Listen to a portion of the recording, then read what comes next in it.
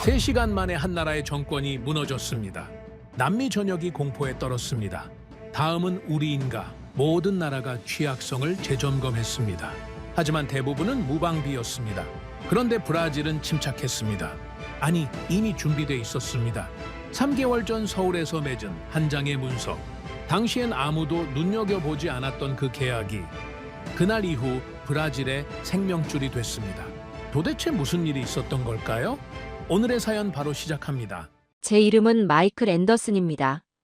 F-16 조종석에서 20년을 보냈고 걸프전 당시 바그다드 상공을 날았으며 이라크전에선 작전 분석을 담당했습니다. 은퇴 후엔 랜드에서 세계 방산 시장을 읽어왔죠. 솔직히 말하면 미국 밖의 무기를 과소평가했는데 브라질 보고서를 받는 순간 제 오만함이 부끄러워졌습니다. 새벽 2시 카라카스 상공에서 모든 게 시작됐죠. 워싱턴 RAND 본부 상황실에 앉아있던 저는 모니터가 붉게 물들어가는 걸 실시간으로 지켜봤습니다. 베네수엘라 전자전 시스템이 일제히 먹통이 되고 있었습니다. 레이더 신호가 하나둘 사라지기 시작했고 통신망이 끊기면서 지휘 체계 전체가 증발하고 있었습니다. 30년 경력 속에서 이런 속도는 처음이었습니다. 화면에 표시되는 데이터가 너무 빨리 변했습니다.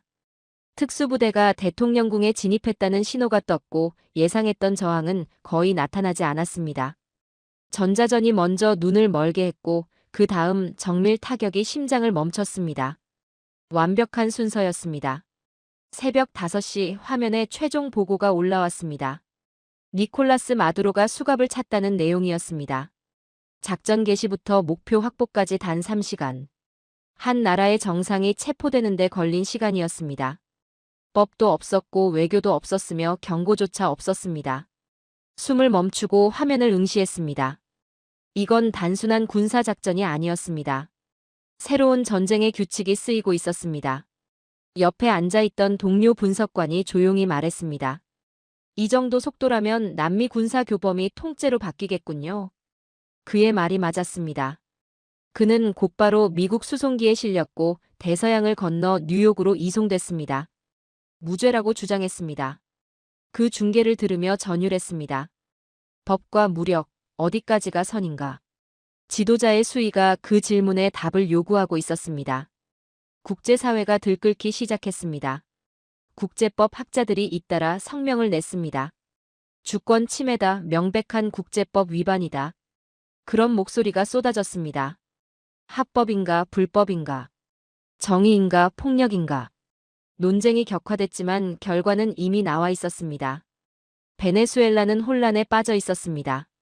전쟁은 탄환보다 법이 오래 남는다고 배웠는데 그 법이 흔들렸습니다.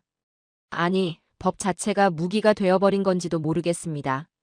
남미 전역이 공포에 휩싸였습니다. 브라질, 콜롬비아, 에콰도르, 페루. 각국 정상실에 불이 켜졌고 한밤중에 긴급 안보회의가 잇따라 소집됐습니다. 모든 나라에서 같은 질문이 터져나왔습니다. 다음은 우리인가? 이건 단순한 불안이 아니었습니다. 실존적 공포였습니다. 베네수엘라가 3시간 만에 무너졌다면 다른 나라는 얼마나 버틸 수 있을까? 전자전에 무방비했다면, 지휘 체계가 마비된다면 우리도 같은 운명을 맞게 되는 건 아닐까? 남미 각국 국방부가 긴급히 전력을 재점검하기 시작했습니다. 브라질 측에서 보내온 내부 브리핑 자료를 받아 읽었습니다. 보고서는 냉혹했습니다.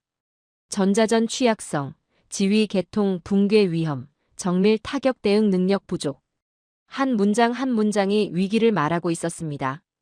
현재 우리 방위력으로는 유사 작전에 대응할 수 없습니다. 마지막 결론이 그렇게 적혀 있었습니다. 브라질 합참 장교가 회의에서 말했다고 합니다. 우리 레이더가 꺼지는 순간 정치도 꺼집니다. 그의 목소리엔 절박함이 묻어났다고 했습니다. 이건 가정이 아니라 현실이었습니다. 브라질은 결단을 내려야 했습니다. 그리고 그들은 빠르게, 단호하게 움직였습니다. 방위 현대화를 최우선 국가 과제로 올렸고 예산이 긴급 편성됐으며 국방부와 외교부가 연일 회의를 열었습니다. 하지만 가장 놀라운 건 파트너 선택이었습니다. 모두가 예상했던 미국이 아니었습니다. 브라질은 한국을 택했습니다. 사실 브라질은 이미 준비하고 있었습니다. 2025년 10월 서울에서 열린 아덱스에서 엠브라에르와 한국방위사업청이 양해각서를 체결했었습니다. 당시엔 조용한 협력 의향 정도로 보였습니다. 하지만 마두로가 체포되고 남미 전역이 공포에 떨리자 그 MOU의 의미가 완전히 달라졌습니다. 그 문서를 입수해서 한 줄 한 줄 분석했습니다. 방산 협력, 공급망 확대, 공동 기회 탐색.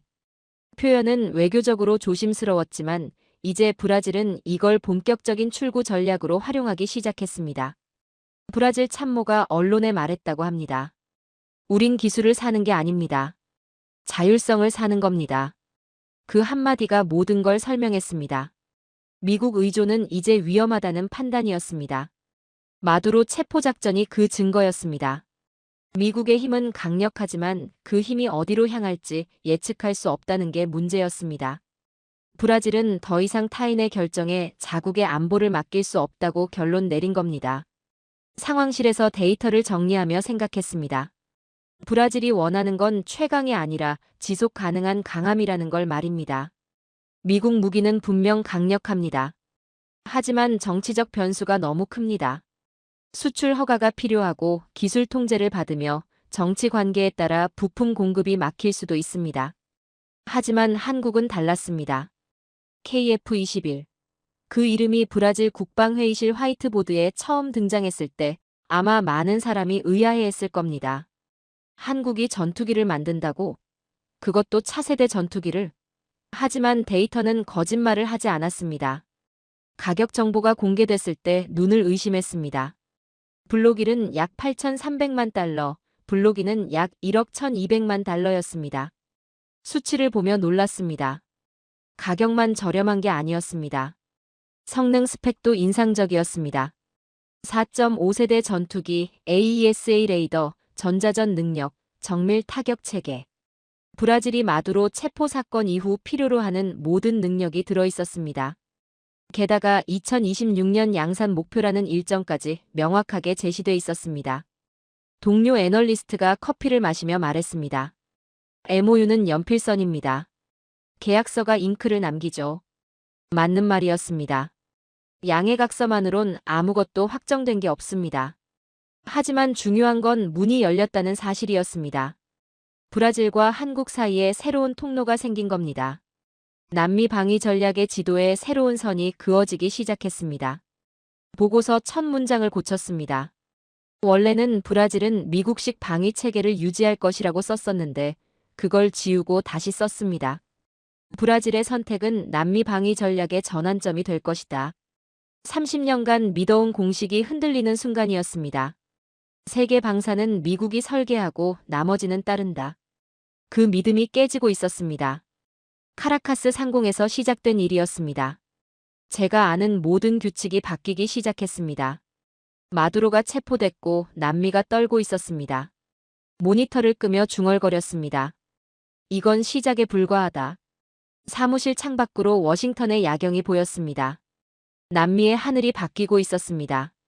한국이라는 새로운 변수가 등장했고 브라질이 그 변수를 과감하게 선택했습니다. 세계 방산 질서가 흔들리는 소리가 귀에 들렸습니다. 다음엔 무슨 일이 벌어질까? 그날 밤 한국에 대한 자료를 찾기 시작했습니다. KF-21이 정말 브라질의 해답이 될 수 있을까? 가격과 성능만으론 부족합니다. 신뢰성은 어떤가? 기술 이전은 가능한가? 유지보수 체계는 확립돼 있는가? 정치적 안정성은 보장되는가? 검증해야 할 게 산더미처럼 쌓여 있었습니다. 하지만 한 가지는 확실했습니다. 마두로 체포 이후 남미는 더 이상 예전과 같지 않다는 것. 그리고 한국이라는 이름이 이제 남미 방위 전략의 중심에 서 있다는 것. 그날 세계가 바뀌는 걸 목격했습니다. 하늘의 질서가 재편되기 시작했고 그 순간의 증인이 됐습니다. 브라질이 움직이기 시작했습니다. 마두로 체포 소식이 전해진 지 일주일도 안 돼서였죠. 브라질리아의 국방부 회의실마다 불이 꺼지지 않았고 언론은 연일 자주 방위의 필요성을 보도했습니다. 브라질 측에서 보내온 정세 분석 자료를 받아 읽으며 그들의 절박함이 느껴졌습니다. 보고서 첫 장에 이렇게 적혀 있었습니다. 전자전 패배는 곧 주권의 상실이다. 짧은 문장이었지만 무게가 달랐습니다. 베네수엘라가 3시간 만에 무너진 이유를 브라질은 정확히 분석했습니다. 레이더가 먹통이 되고 통신이 끊기고 지휘 체계가 마비되면 아무리 강한 군대도 소용없다는 결론이었죠. 브라질 안보회의 브리핑 내용이 책상에 도착했습니다. 전력 공백 분석, 전자전 취약성 진단, 네트워크 보호 능력 평가. 한 줄 한 줄이 위기를 말하고 있었습니다. 브라질군은 재래식 전력은 남미에서 최강이지만 현대전 능력은 심각하게 뒤처져 있었습니다. 특히 전자전과 정밀 타격 대응 능력이 거의 없다는 게 문제였습니다. 브라질은 결단을 내려야 했습니다. 방위 현대화는 선택이 아니라 생존의 문제였습니다. 하지만 예산엔 한계가 있었고 시간도 촉박했습니다. 그들에게 최강이 아니라 지속 가능한 강함이 필요했습니다. 그때 한 기사를 발견했습니다. 한국의 KF-21 가격이 공식 발표됐다는 내용이었습니다. 블록1은 약 8,300만 달러, 블록2는 약 1억 1,200만 달러. 수치를 보고 2번 확인했습니다. 상당히 경쟁력 있는 가격이었습니다. 가격표는 총보다 솔직합니다. 8,300만 달러와 1억 1,200만 달러. 이 숫자가 브라질 의사결정의 절반을 움직였습니다. 성능 스펙을 교차 확인했습니다. 4.5세대 전투기, AESA 레이더 탑재, 전자전 능력, 정밀 유도무기 운용. 브라질이 필요로 하는 모든 능력이 들어있었습니다. 동료가 커피를 마시며 말했습니다. 가격이 저렇다면 브라질이 관심 가질 만하군요. 고개를 끄덕였습니다. 하지만 가격만으론 부족했습니다. 신뢰성, 양산 일정, 기술 협력 가능성. 검증해야 할 게 많았습니다. 또 다른 자료가 앞에 놓였습니다. 2025년 10월 서울 아덱스에서 체결된 엠브라에르와 한국방위사업청의 양해각서였습니다. 문서를 꼼꼼히 읽었습니다. 방산협력, 공급망 확대, 공동기회 탐색. 외교적 표현이었지만 핵심은 명확했습니다. MOU 한 장이 전장을 바꾸진 않습니다. 하지만 문을 엽니다. 브라질과 한국 사이에 새로운 통로가 생긴 겁니다. 엠브라에르는 남미 최대 항공방산 기업이고 한국방위사업청은 이제 세계 방산 시장에서 무시할 수 없는 존재입니다. MOU 세부 항목을 분석했습니다. 공급망 편입, 부품 현지 생산 가능성, 공동 프로젝트 탐색. 브라질이 원하는 건 단순히 전투기를 사는 게 아니었습니다. 자율성을 사는 거였습니다.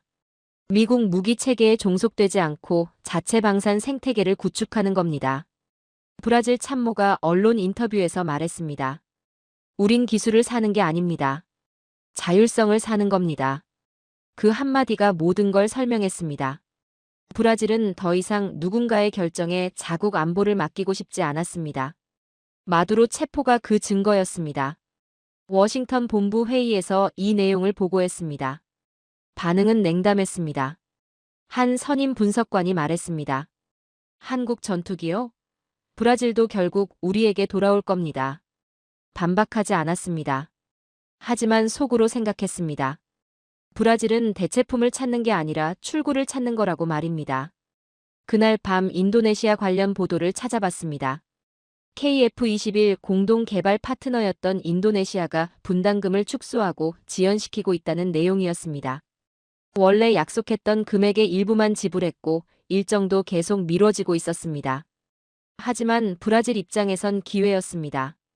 인도네시아가 흔들린다면 브라질이 대체 파트너가 될 수 있었습니다. 지불 능력도 있고 산업 기반도 탄탄하며 정치적 의지도 확실했습니다. 메모를 남겼습니다. 리스크 분산, 브라질 한국 카드. 양국 모두에게 기회가 될 수 있었습니다. 동료 애널리스트가 말했습니다. MOU는 연필선입니다. 계약서가 잉크를 남기죠. 맞는 말이었습니다. 양해각서만으론 아무것도 확정되지 않았습니다. 하지만 중요한 건 방향이었습니다. 브라질이 어디로 가고 있는지, 한국이 무엇을 제안할 수 있는지. 그 방향이 명확해지고 있었습니다. 브라질 국방 예산 자료를 검토했습니다. 총 소유 비용 분석, 가동률 가정치, 현지 정비 능력 평가. 브라질은 철저하게 계산하고 있었습니다. 8,300만 달러와 1억 1,200만 달러. 이 숫자가 매력적이었지만 운용 비용까지 고려해야 했습니다. 싼 게 좋은 게 아니라 유지되는 게 중요했습니다. 브라질 재정관이 회의에서 말했다고 합니다. 가격보다 중요한 건 가동률입니다. 10년 뒤에도 날 수 있어야 합니다. 현명한 지적이었습니다. 전투기는 사는 게 끝이 아닙니다. 부품 공급, 정비 지원, 업그레이드. 모든 게 지속돼야 합니다. 그래서 공급망이 중요했습니다. 엠브라에르와 한국방위사업청이 논의하는 핵심이 바로 그거였습니다. 부품을 브라질에서 생산하고 정비 생태계를 현지화하며 기술을 이전받아 자체 개량 능력을 확보하는 겁니다. 보고서에 한 줄을 추가했습니다. 브라질의 선택은 가격 경쟁력만이 아니라 파트너십 가능성에 기반한다. 30년간 봐온 방산 거래와는 달랐습니다. 단순히 무기를 사고 파는 관계가 아니라 함께 만들고 함께 운용하는 관계였습니다. 브라질은 파트너를 원했고 한국은 그 파트너가 될 준비가 돼 있었습니다. 마두로 체포 이후 남미가 배운 교훈은 명확했습니다. 의존은 위험하다. 자율이 답이다.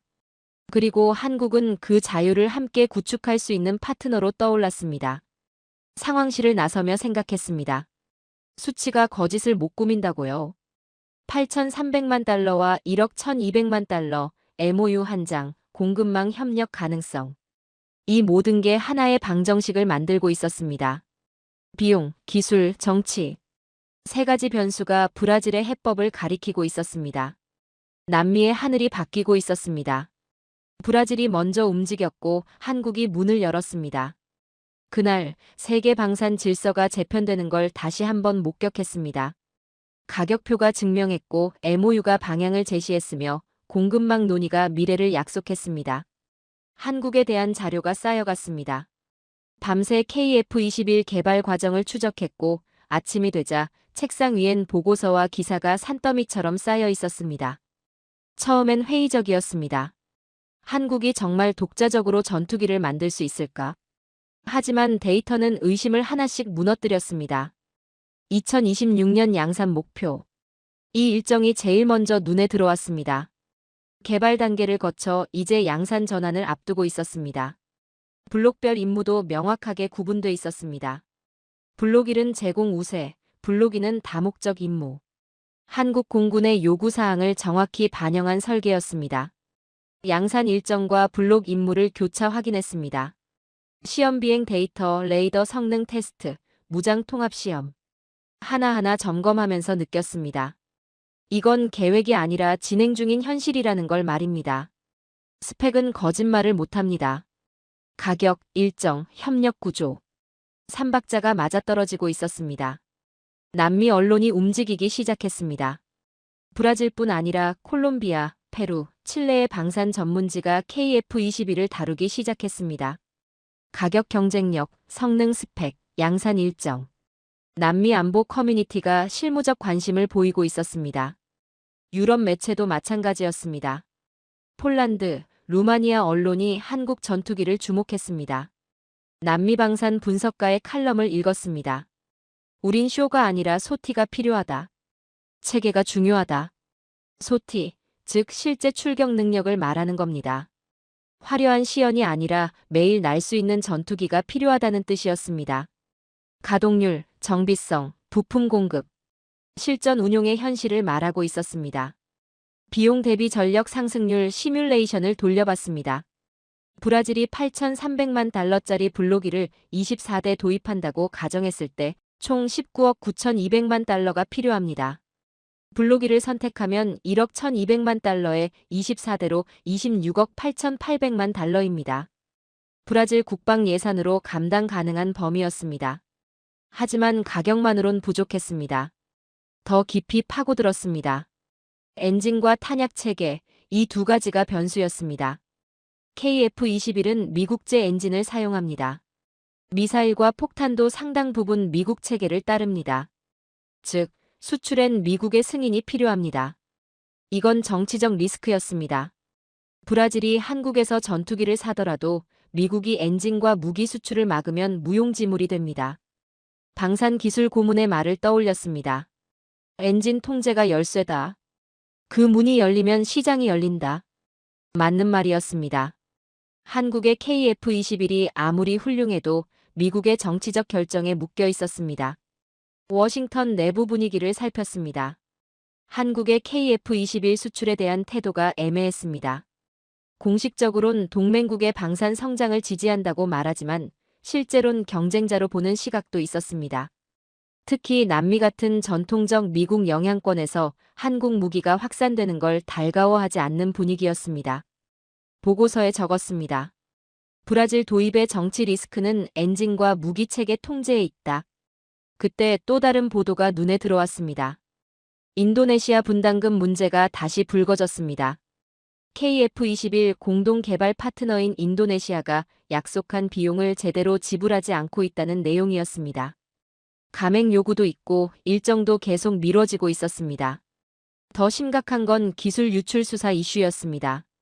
과거 인도네시아 측 관계자가 KF-21 기술 정보를 무단으로 빼돌리려 했다는 의혹이 보도됐습니다. 한국 검찰이 수사에 나섰고 양국 관계에 금이 갔습니다. 이 이슈를 꼼꼼히 분석했습니다. 분담금 지연, 기술 유출 의혹, 협력 난항. 인도네시아는 신뢰할 만한 파트너가 아니라는 평가가 나오기 시작했습니다. 한국 입장에선 골치 아픈 상황이었습니다. 하지만 역설적이게도 이게 브라질에겐 기회였습니다. 인도네시아가 빠진 자리를 브라질이 채울 수 있었습니다. 지불 능력도 확실하고 산업 기반도 탄탄하며 정치적 의지도 명확합니다. 엠브라에르라는 세계적 항공사가 있어 기술 협력도 가능합니다. 파트너 신뢰 프레임이 바뀌고 있다고 판단했습니다. 한국은 인도네시아 리스크를 줄이고 싶어하고 브라질은 자주 국방을 원합니다. 두 나라의 이해관계가 맞아떨어지는 지점이 보였습니다. 남미 안보 커뮤니티에서 KF-21 평가가 올라가기 시작했습니다. 처음엔 회의적이었던 분석가들도 태도를 바꿨습니다. 예산 대비 효율성, 정비 용이성, 산업 파급 효과. 실무적 검토가 진행되면서 긍정적 평가가 늘어났습니다. 남미 방산 컨퍼런스 자료를 검토했습니다. KF-21이 현실적 대안으로 거론되고 있었습니다. 미국 무기는 너무 비싸고 러시아나 중국 무기는 신뢰성이 떨어집니다. 유럽 전투기도 가격이 만만치 않습니다. 그 사이에서 KF-21이 균형점으로 떠올랐습니다. 보고서 첫 문장을 다시 썼습니다. 원래는 한국은 하청 생산국이라고 적어놨었는데 그걸 지우고 새로 썼습니다. 한국은 공급자다. 한 단어의 차이지만 의미는 완전히 달랐습니다. 하청은 남의 설계를 따르는 겁니다. 공급자는 자기 제품을 파는 겁니다. 동료가 보고서를 보더니 말했습니다. 표현을 바꿨군요. 확신이 생긴 겁니까? 고개를 끄덕였습니다. 수치가 증명합니다. 한국의 시간이 왔어요. 밤늦게까지 자료를 정리했습니다. KF-21의 양산 일정, 블록별 임무, 가격 경쟁력, 엔진과 무기 통제 리스크, 인도네시아 파트너 이슈, 남미 평가 상승. 모든 퍼즐 조각이 맞춰지고 있었습니다.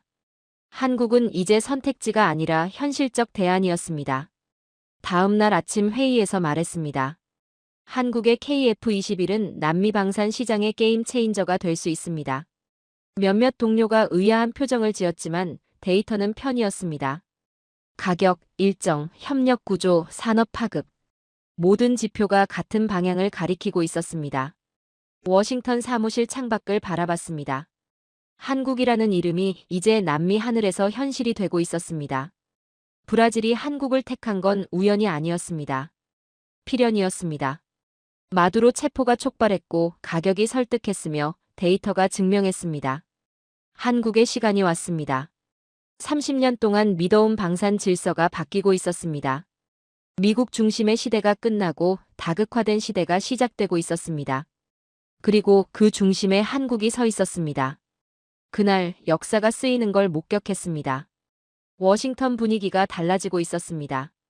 마두로 체포 이후 남미가 흔들리자 미국 내 방산 커뮤니티가 한국의 부상을 경계하기 시작했습니다. 브라질 마이너스 한국 협력 소식이 전해지면서 국방 관련 싱크탱크와 로비 그룹이 움직였습니다. 조용하지만 확실한 긴장감이 감돌았습니다. RAND 내부 회의가 있었습니다. 한국의 KF-21 분석 보고서를 발표했습니다. 한국의 기술력은 단순한 하청이 아닙니다. 독자 개발 능력을 확보했고 이제 수출 경쟁력까지 갖췄습니다. 발표가 끝나자 회의실이 조용해졌습니다. 그리고 조롱이 시작됐습니다. 선임 분석관 한 명이 비웃듯 말했습니다. 앤더슨, 한국 홍보대사라도 되셨습니까? 그들이 F-16이나 F-35를 대체할 수 있다고. 진심으로 믿으십니까? 다른 동료도 거들었습니다. 브라질이 한국 전투기를 산다? 몇 년이나 갈지 지켜봅시다. 결국 우리에게 돌아올 겁니다. 반박하지 않았습니다. 데이터를 더 보여줘도 소용없다는 걸 알았습니다. 그들은 듣고 싶지 않았습니다. 미국 중심의 방산 질서가 흔들린다는 걸 인정하고 싶지 않았습니다. 조용히 자리로 돌아왔고 보고서를 가방에 넣었습니다. 며칠 뒤 2025년 10월에 조용히 체결됐던 브라질 한국 MOU가 미국 방산 언론에 크게 보도됐습니다. 마두로 체포 이후 그 의미가 완전히 달라졌고 헤드라인마다 긴장감이 묻어났습니다. 한방산 전문지는 이렇게 썼습니다. 한국은 너무 나간다. 공동 생산과 기술 이전까지 제한한다니 전통적 방산 질서에 도전하는 것인가? 미국 내 불안이 고조됐습니다. 방산 로비스트들이 의회를 찾아다녔고 국방부 관계자들은 한국의 수출 확대를 주시하기 시작했습니다. 표면적으론 동맹국의 성공을 축하한다고 말했지만 실제론 경쟁자의 부상을 견제하는 분위기였습니다. 그 사이에서 갈등했습니다. 30년간 미 공군에서 복무했고 지금도 미국 싱크탱크에서 일합니다. 뿌리는 미국입니다. 하지만 분석가로서 진실을 외면할 순 없었습니다. 한국의 KF-21은 실제로 경쟁력이 있었고 브라질의 선택은 합리적이었습니다. 어느 쪽을 선택해야 할까? 미국의 이익을 대변해야 할까? 아니면 객관적 진실을 말해야 할까? 밤늦게까지 고민했습니다. 창밖으로 워싱턴의 불빛이 보였습니다. 이 도시에서 30년을 살았습니다. 미국은 조국이고 삶의 터전입니다. 하지만 진실은 국적을 가리지 않습니다. 데이터는 거짓말을 못합니다. 한국은 이제 하청업체가 아니라 경쟁자입니다. 브라질은 미국을 떠나 한국을 선택하고 있습니다. 이게 현실입니다. 좋든 싫든 미국이 원하든 원하지 않든 세계는 바뀌고 있었습니다. 점점 진실 쪽으로 기울고 있었습니다. 한국을 편드는 게 아니라 팩트를 인정하는 겁니다. 가격은 경쟁력이 있고 기술은 검증됐으며 일정은 현실적입니다. 이걸 부정하는 건 분석가가 아니라 선정가가 하는 짓입니다. 다음 날 아침 상사를 찾아갔습니다. 제 보고서를 다시 검토해 주십시오. 한국의 KF-21은 과대평가가 아닙니다. 실제 위협입니다.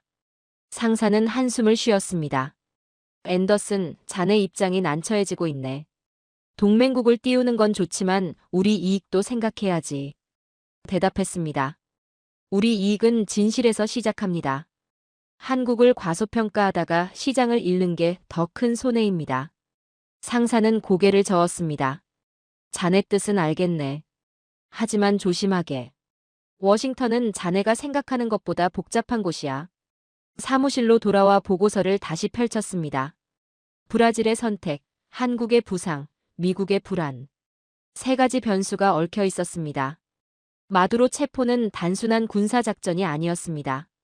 남미 전체의 안보 전략을 바꾸는 촉매제였습니다.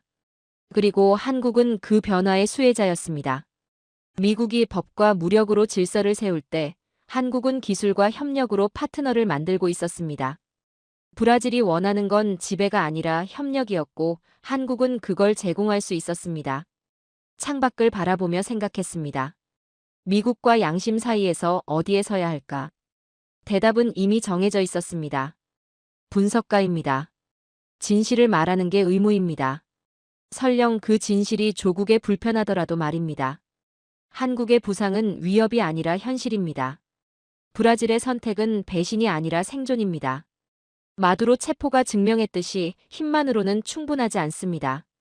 신뢰가 필요하고 협력이 필요하며 대안이 필요합니다. 한국은 그 대안이었습니다. 그날 입장을 정했습니다. 미국을 배신하는 게 아닙니다. 진실을 선택하는 겁니다. 한국의 KF-21을 인정하는 건 미국을 부정하는 게 아니라 변화하는 세계를 받아들이는 겁니다. 더 이상 조롱을 두려워하지 않기로 했습니다. 브라질이 흔들리기 시작했습니다. 한국과의 협력이 구체화되면서 내부에서 의견이 갈렸습니다. 찬성파와 반대파가 명확하게 나뉘었고 국방부와 외교부 사이에서도 온도차가 있었습니다. 워싱턴에서 이 소식을 들으며 예상했던 일이라고 생각했습니다. 중요한 결정일수록 반대는 커지는 법입니다. 찬성파의 논리는 명확했습니다. 한국과 손잡아야 한다. 자주 국방의 기회다. 브라질 군 관계자들이 주축이었습니다. 마두로 체포 이후 전자전 취약성을 절감한 그들은 더 이상 미국 의존을 지속할 수 없다고 판단했습니다. 반대파는 신중했습니다. 기술만 빼먹고 떠나는 거 아닌가. 일부 정치인과 재정 관료들이었습니다. 한국이 정말 약속을 지킬까, 공동 생산이 실현될까. 의심이 많았습니다. 더 큰 문제는 미국이었습니다. 미국의 눈치를 봐야 한다. 워싱턴을 화나게 하면 어떻게 되겠는가. 브라질은 미국과 경제적으로도 정치적으로도 밀접한 관계를 유지하고 있었습니다. 그 관계를 해칠 위험을 감수할 가치가 있는가. 반대파의 핵심 논리였습니다. 그때 전화가 걸려왔습니다. RAND 본부에서였습니다. 앤더슨, 브라질로 가게. 현지 분석 자문을 맡아줘. 놀랐습니다. 한국 편을 든다고 조롱받던 참이었는데 갑자기 브라질 파견이라니요. 상사가 설명했습니다. 자네만큼 양쪽을 다 아는 사람이 없어. 가서 객관적으로 평가해줘. 브라질행 비행기에 올랐습니다. 12시간의 비행 동안 자료를 다시 정리했습니다. 브라질의 찬반 논리, 한국의 제안 내용, 미국의 우려사항. 모든 변수를 머릿속에 그렸습니다. 브라질 국방부 회의실에서 첫 미팅이 열렸습니다. 양쪽 진영이 다 모였습니다. 찬성파는 군 관계자와 기술 전문가들이었고 반대파는 외교부와 재정부 관료들이었습니다. 중립적 자문 역할이었지만 분위기는 팽팽했습니다. 찬성파 장군이 먼저 말했습니다. 마두로 사건을 받습니다. 우린 무방비입니다. 한국은 우리에게 필요한 모든 걸 제공할 수 있습니다. 그의 목소리엔 절박함이 묻어났습니다. 이건 선택의 문제가 아니라 생존의 문제라는 투였습니다. 반대파 외교관이 반박했습니다. 한국을 믿을 수 있습니까? 그들이 약속을 지킬 보장이 있습니까? 게다가 미국을 자극하면 우리 경제에 타격이 옵니다. 현실적 우려였습니다. 회의는 평행선을 달렸습니다. 듣기만 했습니다. 양쪽 다 일리가 있었습니다. 군은 안보를 우선시했고 외교부는 관계를 우선시했습니다. 다음 날 한국 엔지니어 팀을 만났습니다. 그들은 브라질에 와서 기술 설명회를 하고 있었습니다. KF-21의 설계 철학, 생산 공정, 유지 보수 체계. 하나하나 상세하게 설명했습니다. 프레젠테이션을 지켜보며 놀랐습니다. 철저했습니다. 모든 질문에 데이터로 답했고 모든 우려에 구체적 해법을 제시했습니다. 공동 생산은 이렇게 진행됩니다. 1단계는 조립, 2단계는 부품 생산, 3단계는 설계 참여. 로드맵이 명확했습니다. 기술 이전은 단계별로 이루어집니다. 첫 3년은 교육, 다음 5년은 공동 개발. 일정도 구체적이었습니다. 브라질 군 관계자들이 감탄했습니다. 한 기술 장교가 말했습니다. 이 정도로 상세한 계획은 처음 봅니다. 다른 나라들은 추상적으로 말하는데 한국은 구체적입니다. 또 다른 장교도 거들었습니다. 신뢰가 생깁니다. 이 사람들은 약속을 지킬 겁니다. 같은 생각이었습니다. 한국 엔지니어들의 태도가 인상적이었습니다. 과장하지 않았고 할 수 있는 것과 없는 것을 명확히 구분했습니다. 엔진은 미국 승인이 필요합니다. 이건 우리도 어쩔 수 없습니다. 솔직했습니다. 하지만 그 외 모든 기술은 협력 가능합니다. 현실적이었습니다. 한국 팀장이 말했습니다. 우린 브라질을 고객이 아니라 파트너로 봅니다. 함께 만들고 함께 발전하는 관계를 원합니다. 그 말이 진심처럼 들렸습니다. 과거 본 방산 세일즈맨들과는 달랐습니다. 하지만 그날 저녁 정치인들과의 만찬에서 분위기가 바뀌었습니다. 한 유력 의원이 조용히 말했습니다. 앤더슨 박사, 솔직히 물어봅시다.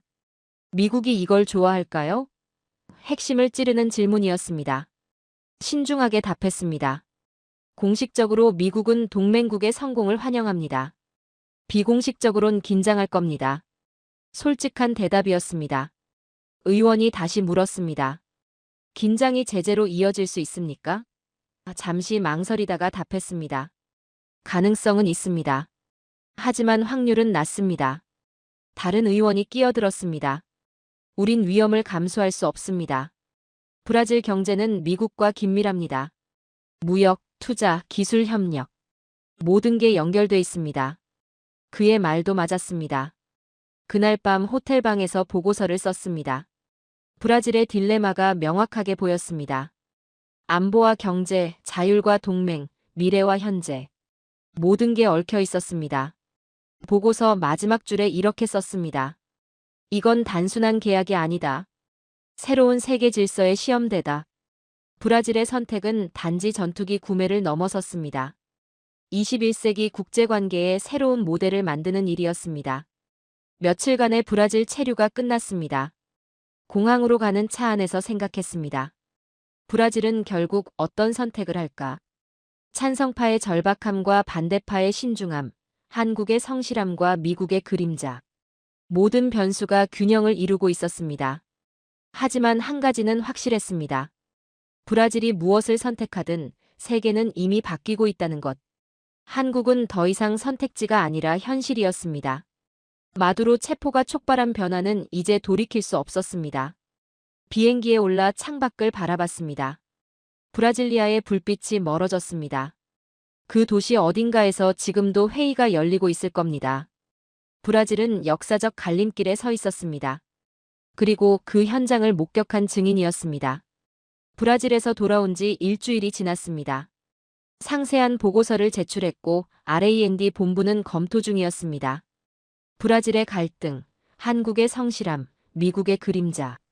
모든 변수를 정리해서 보냈습니다. 답변을 기다리는 동안 추가 자료를 계속 모았습니다. 그러던 어느 날 긴급회의 소집 통보가 왔습니다. 화상회의였습니다.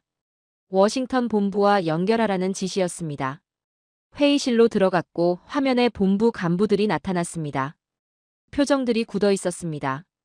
뭔가 중대한 일이 터진 게 분명했습니다. 국방 담당 부국장이 먼저 말했습니다.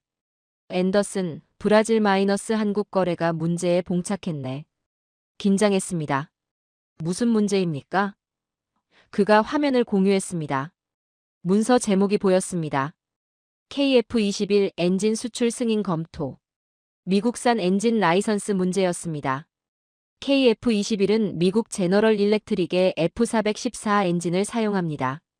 한국이 브라질에 KF-21을 수출하려면 미국이 엔진 재수출을 승인해야 합니다. 그런데 그 승인이 지연되고 있었습니다.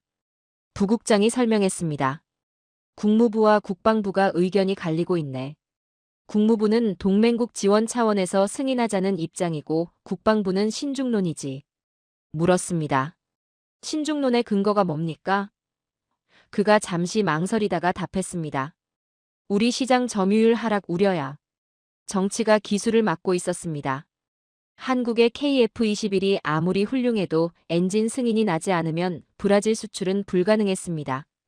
미국이 스위치를 쥐고 있었고 그 스위치를 켤지 말지 고민하고 있었습니다. 다른 간부가 말했습니다. 브라질이 한국 전투기를 사면 다른 남미 국가들도 따라갈 겁니다. 콜롬비아, 페루, 칠레. 우리 시장이 무너질 수 있어요. 현실적 우려였습니다. 남미는 전통적으로 미국 무기 시장이었습니다. 한국이 뚫고 들어오면 판도가 바뀝니다. 조심스럽게 의견을 냈습니다. 하지만 막는다고 해결될까요? 한국은 자체 엔진 개발을 진행 중입니다. 시간 문제일 뿐입니다. 회의실이 조용해졌습니다. 말이 핵심을 찔렀기 때문입니다. 워싱턴 담당자가 화면에 나타났습니다. 국방부 고위 관계자였습니다. 그가 단호하게 말했습니다. 정치가 예스라 말할 때만 금속이 날아오릅니다. 지금은 예스가 아닙니다. 냉정한 선언이었습니다. 엔진 승인을 막겠다는 뜻이었습니다. 반박했습니다. 그럼 한국은 어떻게 됩니까? 우리 동맹국입니다. 그들의 수출을 막으면 신뢰가 깨집니다. 그가 냉소적으로 웃었습니다. 신뢰보다 이익이 먼저입니다, 앤더슨. 자네도 알지 않나? 다른 참석자가 끼어들었습니다. 더 큰 문제가 있습니다. 한국이 자체 엔진을 완성하면 어떻게 됩니까? 그때는 우리가 막을 수단이 없습니다. 회의실에 긴장이 흘렀습니다. 워싱턴 담당자가 다시 말했습니다. 한국산 엔진이 등장하는 날, 미국의 독점은 끝납니다. 그 한마디가 모든 걸 설명했습니다. 미국은 엔진 통제권을 통해 방산 시장을 지배해왔습니다. 한국이 그 통제에서 벗어나는 순간 게임의 규칙이 바뀝니다. 충격을 받았습니다. 처음으로 미국이 두려워하는 나라를 본 겁니다. 그 나라는 적국이 아니었습니다.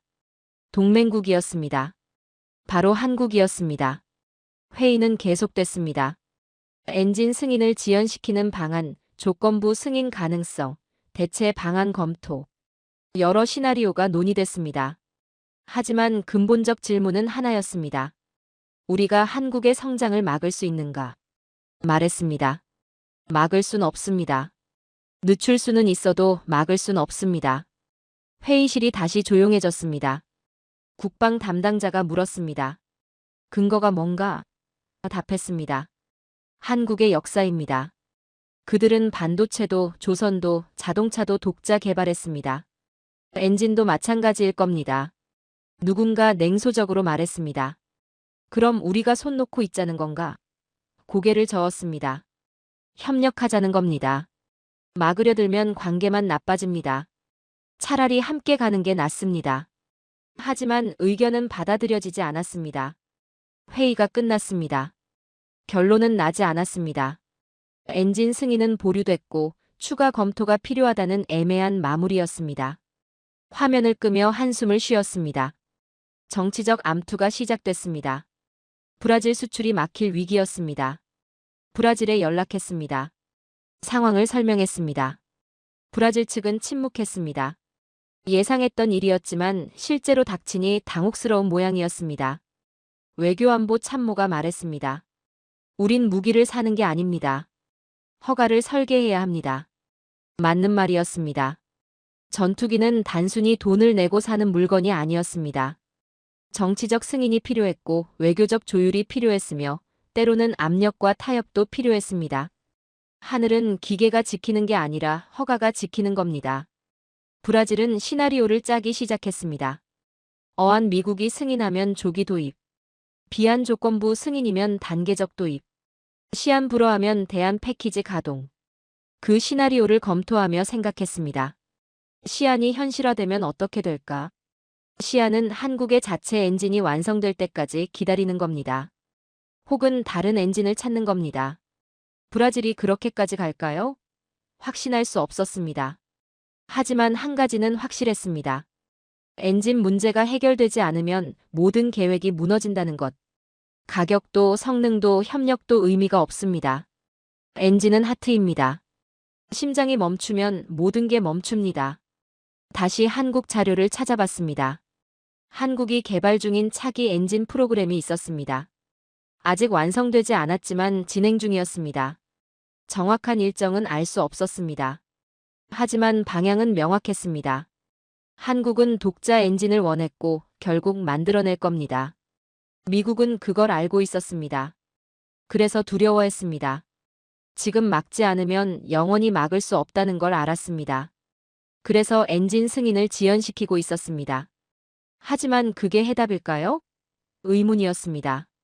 군사기술은 종종 정치의 밸브에 걸립니다. 엔진, 미사일, 소프트웨어. 통제 포인트가 많습니다. 미국은 그 통제권을 최대한 활용해왔습니다. 하지만 한국은 그 통제를 하나씩 풀어가고 있었습니다. 보고서에 한 줄을 추가했습니다. 엔진 통제는 일시적 수단이다. 근본적 해법은 협력이다. 하지만 워싱턴이 이 말을 들을까요? 확신할 수 없었습니다. 며칠 뒤 비공식 소식이 들렸습니다. 국방부가 엔진 승인을 더 지연시키기로 했다는 내용이었습니다.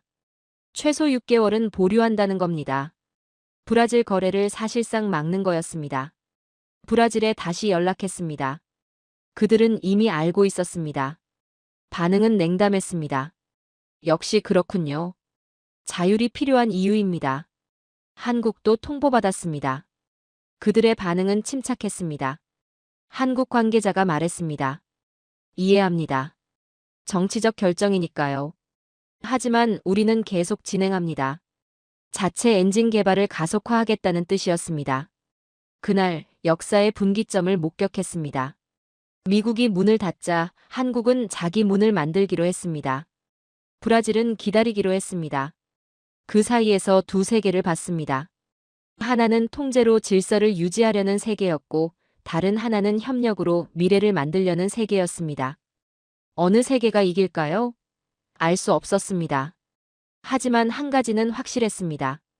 엔진의 문이 닫혔지만 이건 끝이 아니라는 것. 오히려 시작이라는 것.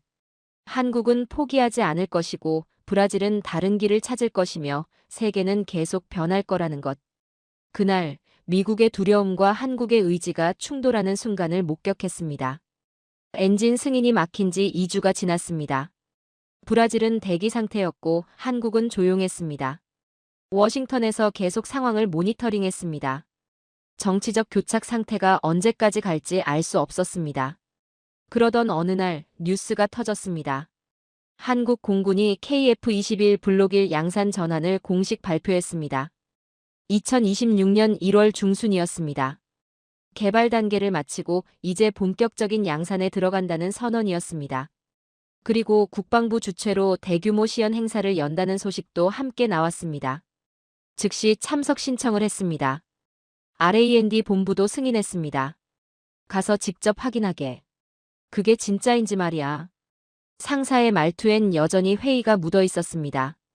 하지만 기회라고 생각했습니다. 실제로 KF-21을 보고 비행하는 모습을 확인할 수 있는 기회였습니다. 한국행 비행기에 올랐습니다. 기내에서 자료를 다시 정리했습니다. 양산형 6대가 편대 비행을 한다는 계획이었습니다. AESA 레이더 연동, 전자전 모듈 공개, 다목적 임무 프로파일 시연. 프로그램이 빼곡했습니다. 전 세계 언론에 실시간 생중계된다고 했습니다. 서울에 도착했습니다. 시연 장소는 공군 기지였습니다. 도착하니 이미 많은 사람이 와 있었습니다. 각국 방산 관계자, 언론, 군 대표단, 브라질 대표단도 보였습니다. 브라질 공군 장교들과 엠브라에르 기술진이 함께였습니다. 그들에게 다가갔습니다. 브라질 기술 참모가 알아봤습니다. 앤더슨 박사 여기서 뵙네요. 악수를 나눴습니다. 그가 조용히 말했습니다. 엔진 문제 들었습니다. 하지만 우린 포기하지 않았습니다. 고개를 끄덕였습니다. 오늘이 중요할 겁니다. 직접 보시게 될 겁니다. 관람석에 자리를 잡았습니다. 활주로가 보였고 경납고에서 전투기들이 나오기 시작했습니다. KF-21이었습니다. 회색 기체, 날렵한 형상. 6대가 줄지어 활주로로 향했습니다. 가슴이 뛰기 시작했습니다. 한국 국방부 관계자가 브리핑을 시작했습니다. 오늘 여러분은 KF-21 블록 1의 실전급 능력을 목격하게 됩니다. 양산형 기체 6대가 편대 비행을 하며 전술 기동, 레이더 연동, 전자전 능력을 시연합니다. 그의 목소리는 침착했지만 자신감이 묻어났습니다. 엔진 소리가 커지기 시작했습니다. 6대의 전투기가 동시에 추력을 올렸습니다. 굉음이 활주로를 가득 채웠습니다. 눈을 떼지 못했습니다. 첫 번째 기체가 이륙했고 나머지가 순차적으로 뒤를 따랐습니다. 완벽한 타이밍이었습니다. 상승하는 모습이 장관이었습니다. 6대가 편대를 이루며 하늘로 올라갔습니다. 관람석에서 탄성이 터져나왔습니다. 쌍안경으로 편대를 추적했습니다. 간격이 정확했고 각도가 일정했습니다. 데이터 화면을 확인했습니다. 편대 정렬 오차 0.3도. 믿기 어려운 정밀도였습니다. 브라질 기술 참모가 중얼거렸습니다. 저 정도 편대 비행은 고도로 훈련된 조종사와 완벽한 시스템이 있어야 가능합니다. 같은 생각이었습니다. 이건 시범 비행이 아니었습니다. 실전 운용 능력의 과시였습니다. 전자전 시연이 시작됐습니다. 지상 레이더가 전투기들을 추적하고 있었고 화면에 신호가 표시됐습니다. 그런데 갑자기 신호가 사라졌습니다. 6대 전부가 레이더에서 보이지 않게 됐습니다. 10초간 지속됐습니다. 그리고 다시 나타났습니다. 관람석이 술렁였습니다. 전자전 능력의 실전 시연이었습니다. 레이더 블라인드 존을 만들어낸 겁니다. 브라질 장교가 말했습니다. 이게 마두로를 체포한 능력입니다. 저걸 막을 방법이 없어요. 그의 목소리엔 경외감이 섞여 있었습니다. 다목적 임무 시연이 이어졌습니다. 공대공 기동, 공대지 타격 프로파일, 정밀 폭격 시뮬레이션. 하나하나가 완벽했습니다. 데이터 수신율 100%, 잡음 없음. 모든 시스템이 동시에 작동하고 있었습니다. 화면에서 눈을 떼지 못했습니다. 6대가 다시 편대를 이뤄 저공 비행을 했습니다. 활주로 위를 통과하는 순간 굉음이 관람석을 뒤흔들었습니다. 엔진의 열기가 느껴질 정도였습니다. 전율했습니다. 엔진의 열이 하늘을 찢는 순간 믿던 질서가 무너졌습니다. 이건 복제가 아니었습니다. 진화였습니다. 한국은 다른 나라의 전투기를 베낀 게 아니라 자기만의 플랫폼을 만들어낸 겁니다. F-35의 그림자를 뒤로 한 채 한국의 금속이 태양을 삼키고 있었습니다. 브라질 기술 참모가 말했습니다. 그동안 본 건 소음이었습니다. 지금은 조화입니다. 정확한 표현이었습니다. 모든 시스템이 하나로 움직이고 있었습니다. 완벽한 통합이었습니다. 착륙이 시작됐습니다. 6대가 순차적으로 활주로에 내려왔습니다. 타이어가 지면에 닿는 순간까지 정확했습니다. 착륙 간격이 일정했고 제동거리도 계산된 대로였습니다. 마지막 기체가 착륙하자 관람석에서 박수가 터져 나왔습니다. 박수를 치면서도 멍하니 있었습니다. 30년 공군 생활, 20년 분석 경력. 수많은 전투기를 봤습니다. 하지만 이건 달랐습니다. 단 20년 만에 완성된 4.5세대 플랫폼. 독자 개발, 독자 통합, 독자 운용. 한국이 해냈습니다. 미국과 유럽에서 온 전문가들도 충격을 받은 표정이었습니다. 한 미국 분석가가 말했습니다. 이 정도일 줄은 몰랐습니다. 완전히 새로운 세대군요. 유럽 기자도 카메라를 들이대며 중계했습니다. 한국이 방산 강국으로 부상했습니다. 이건 세계 질서의 변화입니다. 브리핑이 이어졌습니다. 한국 공군 장성이 나와 설명했습니다. KF-21은 우리 공군의 전력을 2배 이상 향상시킵니다. 양산 일정은 계획대로 진행 중이며 수출 문의도 다수 받고 있습니다. 마지막 문장이 의미심장했습니다. 브라질만이 아니라는 뜻이었습니다. 시연 후 경납고 투어가 있었습니다. 실제 기체를 가까이서 봤습니다. 복합재 동체, 정밀한 표면 처리, 최신 항전 장비. 하나하나가 최고 수준이었습니다. 한국 기술자가 설명했습니다. 우린 하늘을 사지 않았습니다. 직접 만들었습니다. 그 말이 가슴에 박혔습니다. 사지 않았다. 직접 만들었다. 20년 전만 해도 한국은 전투기를 수입했습니다. 하지만 이젠 만듭니다. 그리고 수출합니다. 역할이 완전히 바뀐 겁니다. 브라질 대표단과 저녁 식사를 했습니다. 그들의 표정이 밝았습니다. 브라질 공군 대령이 말했습니다. 제트의 굉음 속에서 결심이 굳어졌습니다. 우린 이걸 원합니다. 엠브라에르 임원도 거들었습니다. 엔진 문제가 해결되기를 기다립니다. 하지만 기다릴 가치가 있습니다. 그날 밤 호텔방에서 보고서를 썼습니다. 데이터는 거짓말을 못했습니다. 이건 완성형이었습니다. 개발 중인 프로토타입이 아니라 실전 배치 가능한 전력이었습니다. 보고서 마지막 줄에 썼습니다. 나는 그날 미국 중심의 하늘이 무너지는 소리를 들었다. 과장이 아니었습니다. 70년간 미국이 지배해온 전투기 시장에 균열이 생긴 겁니다. 한국이 그 균열을 만들었습니다. 워싱턴으로 돌아가는 비행기에서 생각했습니다. 미국은 이제 어떻게 해야 할까? 엔진 승인을 계속 막을까? 아니면 현실을 인정하고 협력할까? 답을 알 수 없었습니다. 하지만 한 가지는 확실했습니다. 한국은 멈추지 않을 거라는 것. 엔진 승인이 나오든 안 나오든 그들은 계속 전진할 겁니다. 자체 엔진을 만들고 더 많은 나라에 수출하며 세계 방산 지도를 다시 그릴 겁니다. 그날 새로운 시대의 시작을 목격했습니다. 수입국의 시대는 끝났습니다. 한국이 교범을 쓰기 시작했습니다. 세계는 이제 한국을 기준으로 삼게 될 겁니다. 가격, 성능, 협력. 한국 모델이 새로운 표준이 되고 있었습니다. 그날 역사가 바뀌는 순간을 공중에서 목격했습니다. 한국을 떠나는 날 아침 뉴스가 터지기 시작했습니다. 시연 이후 24시간 만에 남미 주요 언론이 일제히 분석 기사를 쏟아냈습니다. 호텔방에서 노트북을 켜고 기사들을 하나씩 읽었습니다. 브라질, 아르헨티나, 칠레, 콜롬비아. 모든 나라의 방산 전문지가 KF-21을 다루고 있었습니다. 브라질 최대 일간지의 헤드라인이 눈에 들어왔습니다. 브라질, 한국과 공동 생산 검토. 기사는 시연 성공을 상세히 다뤘고 브라질 국방부 관계자의 발언을 인용했습니다.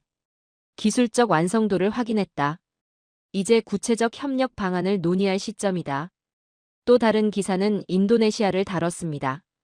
인도네시아 지분 재조정 가능성.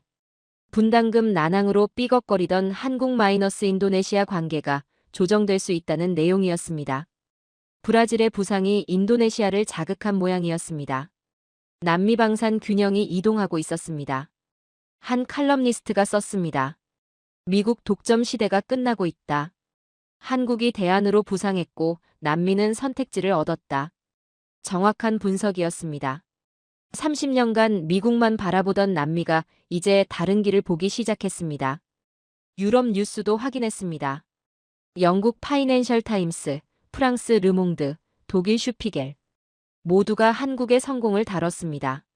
한국, 미국 독점 공급망 외 대안 확보. 워싱턴, 런던, 파리. 전통적 방산 강국들이 한국을 주목하고 있었습니다. 워싱턴으로 돌아가는 비행기에서 최종 보고서를 작성했습니다. 결론 부분을 썼습니다. 한 세대 만에 무기 수입국이 산업 주도국으로 변모한 유일한 국가. 과장이 아니었습니다. 1990년대 한국은 전투기를 수입했습니다. 2020년대 한국은 수출합니다. 단 30년 만에 역할이 완전히 바뀐 겁니다. 20년 전 그들은 조립을 배웠습니다. 외국 기술을 들여와 부품을 맞췄습니다. 하지만 오늘 그들은 교범을 씁니다. 독자 설계, 독자 통합, 독자 운용. 세계가 이제 한국 방식을 배우기 시작했습니다. 워싱턴에 도착해 R&D 본부에 보고서를 제출했습니다. 며칠 뒤 회의가 소집됐고 반응은 엇갈렸습니다. 일부는 인정했고 일부는 여전히 회의적이었습니다. 하지만 아무도 부정하지는 못했습니다. 데이터가 명확했으니까요. 그 사이 브라질과 한국의 후속 협의 소식이 들렸습니다. 브라질 대표단이 다시 서울을 방문했다는 뉴스였습니다. 이번엔 구체적인 사업 논의였습니다. 생산라인 연계, 정비 인프라 공동 투자, 부품 현지 생산 방안. 하나하나가 실무적이었습니다.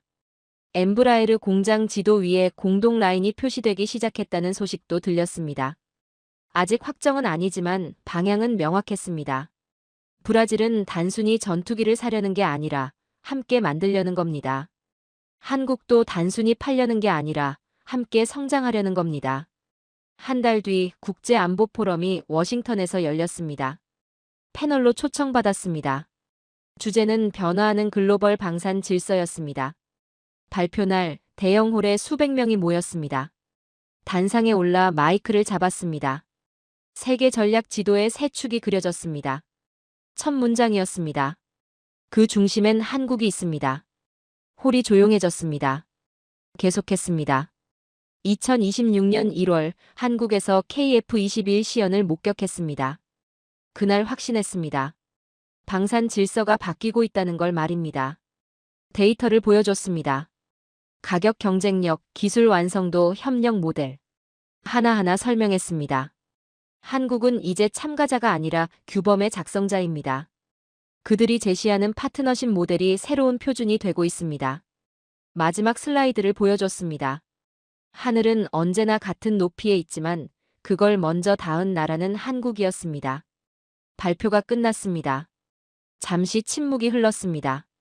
그리고 박수가 터져 나왔습니다. 몇몇이 일어섰습니다. 기립박수였습니다. 브라질 언론인이 질문했습니다. 앤더슨 박사, 한국의 성공을 어떻게 정의하시겠습니까? 답했습니다. 이건 전투기가 아닙니다. 국가의 비전입니다. 한국은 무기를 만든 게 아니라 미래를 설계한 겁니다. 그날 저녁 한국 대사관 리셉션에 초대받았습니다. 한국 장교 한 명이 조용히 말했습니다. 우린 하늘을 돌려받았습니다. 그 말이 가슴에 와닿았습니다. 하늘을 돌려받았다. 70년간 다른 나라 전투기로 지켰던 하늘을 이제 자기 전투기로 지키게 된 겁니다. 집으로 돌아오는 길에 생각했습니다. 2026년 1월 베네수엘라의 폭격으로 시작해 한국의 비행으로 끝나는 한 달을 살았습니다. 전쟁은 법과 기술의 싸움이었지만 결국 의지의 문제였습니다. 이제 확신합니다. 한국의 하늘은 단지 영공이 아니라 의지의 공간입니다. 그들이 올려보낸 기체는 단순한 전투기가 아니었습니다. 그건 한 세대의 꿈과 노력, 그리고 자존심이 형태를 얻은 결과였습니다. 기술은 복제될 수 있습니다. 하지만 의지의 속도는 복제할 수 없습니다. 20년 만에 수입국에서 수출국으로 그 변화의 속도를 따라잡기는 어렵습니다. 세계의 하늘이 바뀌고 있었습니다. 그리고 이제 한국의 시대가 시작됐습니다. 오늘 영상에 공감하셨다면 구독과 좋아요 눌러주시고 주변 분들과도 공유해주세요. 여러분의 작은 관심과 응원이 영상 제작에 큰 힘이 됩니다. 오늘도 여러분의 하루의 작은 즐거움이라도 되었기를 바라며 지금까지 감동뭉클이었습니다. 끝까지 시청해주셔서 감사합니다.